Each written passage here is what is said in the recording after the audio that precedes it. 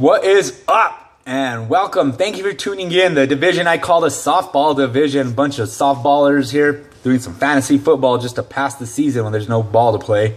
That is the big bad MFL East. Then we break down some games and talk shit like kind of on my job title to do. So here we go. Breaking off with my new hybrid team. 1-1. Suffering a stumbling loss there to Coach last week. Taking on the other side, one of the original 8 teams, the badass, old school rival from when there was only 8 and I owned 2 of them. Started off 10 years ago, undefeated. Looks like he gets his formula back, getting his train on the roll again. That's Paul and the boys. 2-0, undefeated.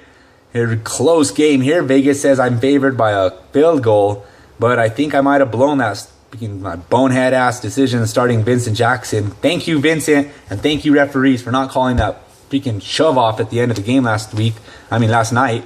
So that converted me from Vincent Jackson getting 1 point to 9 points. Thank you very much. Appreciate that. But I don't know if that's going to be enough. We'll see. Close game there. Next, we got the Berserk Merc Knurk stumbling as they decide to join forces, Chris and Daniel. 0-2. You guys are struggling it off. And let's see if you could shake that title you won last week as runner-up joke team of the week with your pathetic score. You're taking on the always a little higher than you and Tone Stone Tarantulas. Crawling all over this shit. They're 1-1. Stumbled last week. Let's see what goes on. Vegas says they're in for a spanking to win by 20.9 over the Berserk Merc Knurk. This is going to come down, in my opinion, to 2 quarterbacks that were drafted the same year. Andrew Luck for the Berserk Merc and Russell Potato Skin Wilson for Tarantulas. Should be a close game, closer than Vegas thinks, I say. Next, we have Kazi. I drafted this team for you, man. You got to put the starters in, though, because they're much better than this. That's the 0-2 Dingleberries. You got to kick those Dingleberries off and get that shit on other people. You're shitting on yourself, bro. Get that on other people. Taking on coaches. The Dogs War Pigs. Winning their first one of the season last week. Popping up to 500, 1-1. Great idea on that Philly Connect you have there, Vic. With you got the air with Foles. You got the ground Shady.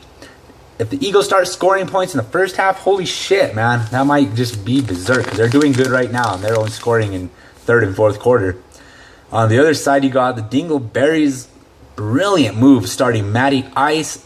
3 quarters, dropping 30-plus points last night. Great job. That was almost like a Madden game going on.